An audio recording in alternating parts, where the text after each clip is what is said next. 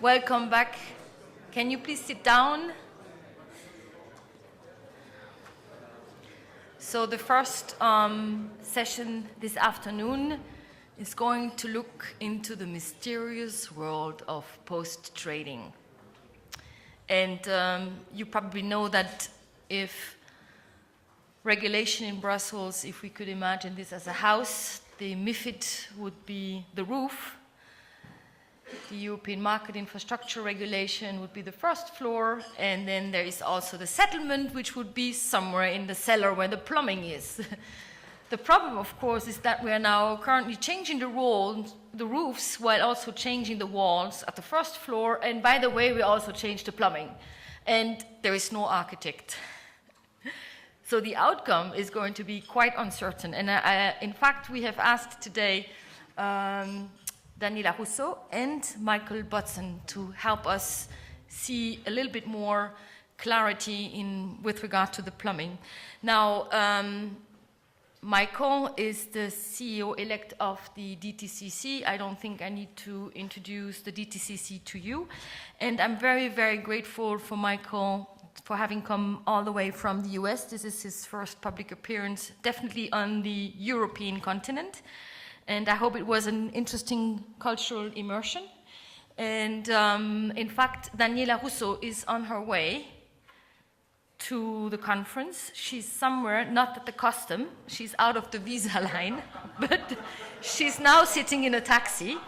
But we haven't really figured out if she's going to take half an hour or 2 hours to get here. So now we're trying to speak Turkish with her Turkish taxi driver, but we're taking the risk, we're gambling, we think she'll be here on time, and we'll just ask Michael to start talking and not to stop talking, please, Michael, until Daniela arrives. You have the floor. And by the way, he's happy to take questions after his speech. He has to leave, I think, it's 3 o'clock sharp. Yeah. All right, Michael, voice yours. Thank you for the introduction. If you like my speech, it's my speech. If you don't, it's Daniela's speech that I'm delivering today. So, thank you for having me here. I appreciate Judith and Hans-Ole and FESE allowing us to speak. As you know, DTCC has its roots, its groundings in the U.S. cash securities market, but as a result of some of our recent undertakings in OTC derivatives in terms of the Global Trade Repository or the Legal Entity Identifier, our presence in Euro CCP, we do have an international presence. And I have actually visited Europe previously, so I don't want anybody to think this is my first time. I'm not one of those Americans with a passport that's never been opened. I think I only have 4 pages left not stamped. So, but thank you. I am going to talk today about the role of infrastructure in the new world, focusing a lot on the OTC derivative products. And I'm going to talk about 3 main components. One is the role of central counterparties. One is going to be the role of the global trade repositories. And then lastly, the role of the regulators. I apologize to those who I sat with at lunch because we basically discussed my whole speech at lunch, not at my prompting. So anything I say that's not really good, they can jump up and clarify what I'm trying to say. So let me start first off with the role of central counterparties. Obviously, in a period of market turbulence, in a period of market turmoil, having a strong central counterparty brings stability and safety to the marketplace. We saw that throughout financial crises. You know, there are very few instances where CCPs have failed. Even though the resolution of CCPs is something that's being hotly debated, it's not a normal event.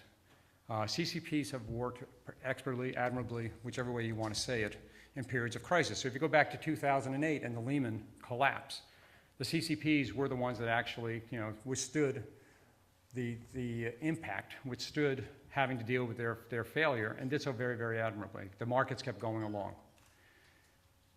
Now we're rolling the clock forward. People who did not know how to spell CCP are now saying everything should be in a CCP. Politicians thought it was going to be a panacea to every market woe. It was going to be a solution. Obviously, they're not. When you look at some of the products that are in CCPs, they have very certain characteristics. They're liquid. There's market presence behind them. There's price discovery on a daily basis. It allows you to do the margining. Now let's look at what they want to do. They want to put credit default swaps into a CCP. And I was talking to my colleague from ICE. There are certain credit default swaps that have the market depth, but just a few little statistics. We have 3,300 names in our global trade repository for credit default swaps. Of those, only 200, give or take, trade more than 10 times a day. The bottom 1,000 don't trade at all. The bottom 2,000 maybe trade twice a day. You cannot put a product of that nature into a CCP and expect it to perform in a period of stress. It's going to be a concentration of risk, it's going to be a concentration of exposure, and it's going to be just now you're going to have the CCP collapsing. It is not a structure that will work. So when you have discussions of regulators saying standardized OTCs will go into CCPs, what is a standard OTC product? It's almost counterintuitive. So very concerned that the individuals, the politicians who are trying to come up with a solution to a problem are taking a very simplistic approach to a very complex product. And instead of solving the problem, they're simply going to be creating a new problem. It's not going to be good. I mean, when you look at the futures model, they're short-term, standardized, highly liquid products. They're perfect for clearing. That is not the characteristics of an OTC product. So first off, putting products into a CCP where they don't belong will be just a call for misery down the road during periods of stress. Secondly, global trade repositories. When we created the global trade repository, it really came on the back, again, of Lehman. We had the Trade Information Warehouse, which at that point really was an asset servicing facility that we had created for CDS. During the Lehman weekend, if you're in the United States, we're reading the newspapers, and all of a sudden somebody came up on the concept that there were going to be massive payments due on Lehman CDS positions. So the first paper reported it was going to be $50 billion. Next paper said it was $100 billion. By the time I think it was the New York Times picked up the number, they were saying there's a $400 billion payment was coming due in the next few weeks on Lehman. Obviously would have catastrophic impact. Obviously would have sucked all the liquidity out of the marketplace and the anxiety levels building. What we did was we looked into the warehouse, and since we did the payment calculation, we realized it was $6 billion, a slightly smaller number than $400 billion. So we immediately sent out a press release saying it's $6 billion, the anxiety came down. But from that came the whole concept of trade repositories and public disclosures. Roll the clock forward 4 years, and obviously the concept of GTRs, global trade repositories, is something that everybody understands, everybody supports, regulators want. But we're also getting in a situation where regulators don't want to pick winners. They don't want to have one solution. We're seeing that also in the legal entity identifier space, where we believe in a centralized solution. The financial industry believes in a centralized solution. But what's happening is now people want to have a federated approach. Federated is great. Having numbering agencies from around the world feed information to a legal entity identifier would be wonderful. But you need to have a starting point. You need to have a starting centralized, standardized approach. Sorry, I went off on a little digression on that one. So with GTRs, we are very concerned that they do not become fragmented, they do not become non-standardized. What you're seeing is some individuals pushing for multiple trade repositories around the world. Well, that will defeat the purpose of the GTR initiatives. GTRs were built to have one common way of having regulators and the marketplace understand what's happening in products that are not exchange traded. Now, if you start dividing those up, fragmenting it, you just defeated the purpose. You've just completely negated the impact you would have from the GTRs. So we are very, very strong components of saying the industry did select us. So I'm talking my own book, as they say in the US. I am trying to advocate for my own position, obviously.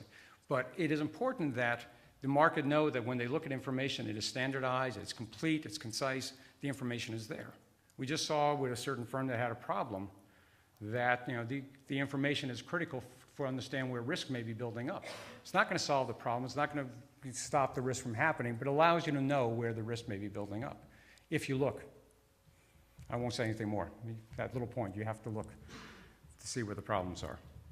So that's the second point. I think it's important that the industry, both the regulator side, market practitioner side, agree on what is the information flow, that a standard global trade repository structure will provide insights that normally would not exist, and that there should be one final resting point. The firms who have the reporting obligations should be allowed to select where their information goes, and that's another point of contention.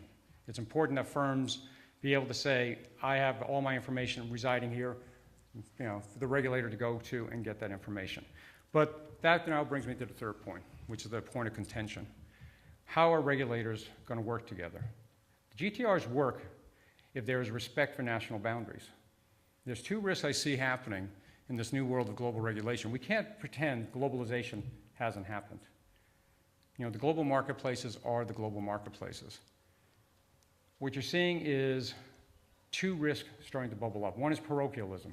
There's Daniela, so my speech can end right now. You're up.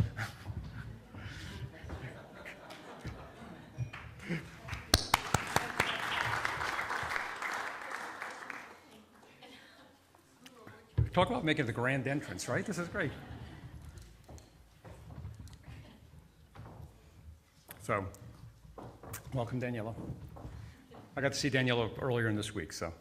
Back to the point. It is important that regulators not become parochial. I mean, they have to protect their home markets. That's very well understood. But what they cannot do is start setting up boundaries where they're only so focused on their own markets that the international flow of information doesn't occur. At the same time, we see this push for extraterritoriality. And what that is going to result in is the parochialism. So again, in the Global Trade Repository, we've been very vocal. The U.S. Dodd-Frank Act has something called the Indemnification Clause, which some of you may be aware of. It was an attempt by a regulator, by a politician, I should say, legislator, to provide protection to ourselves and to the U.S. regulators against misuse of the information in the Global Trade Repository. So the intent was a good intent. The problem you have, obviously, is indemnification is a U.S. tort concept. It is not a concept as we're readily accepted or agreed to outside the U.S. boundaries.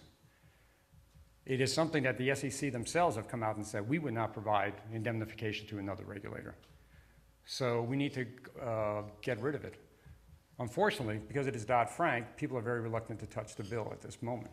So we've gone and worked with the CFTC, and they've proposed guidelines, but what we tell them all the time is, you know, outside regulators respect the law of a jurisdiction. They don't want guidelines, they want the law reversed. So we've been working with them to get the law reversed. But at the same time, with indemnification, there's another aspect, which is extraterritoriality or plenary access. It is an attempt by a regulator to get information beyond the purview of their jurisdiction. And what is going to happen if there is not respect by regulators of each other's boundaries, you will see national repositories being created. You will see fragmentation of information, and international cooperation will cease. During periods of stress, it's important that you have the cooperation, the communication, and the coordination amongst regulators. But any attempt by any regulator, regardless of their jurisdiction, to get access to information or exert their presence into another marketplace will result in, you know, complete lack of cooperation, complete lack of coordination, and a failure to regulate a global marketplace. So it's critical that the regulators respect each other. I said it on a panel last year, there's something called trust. You know, you have all the rules of law, you have the mutual recognition or the equivalence test, but at the end of the day, the marketplace needs to have a level of trust. The financial markets are built on trust. There's very few other industries where you think about it, it is almost, I live by the word of what I've said. But the regulators have to have the same sort of approach. The regulators have to trust each other and work with each other, or else there will be fragmentation. There was a big discussion at lunch today whether or not there is going to be regulatory arbitrage. Don't know. I mean, I think when you talk to regulators, nobody wants to be known as the weak sister. Nobody wants to be known as the one regulator that is being taken advantage of or taking advantage of other regulatory regimes to have transactions come into their backyard. But regulators must work together. They must work on a common standard, and they must respect each other's boundaries and not put up barriers either. It's a fine line to walk. So those are the three main points I wanted to make, is that if we are successful, infrastructure can provide safety and soundness. Infrastructure can provide transparency to the marketplaces, but only if regulators are aligned, regulators are supportive, and regulators allow us to do our job the most proper way.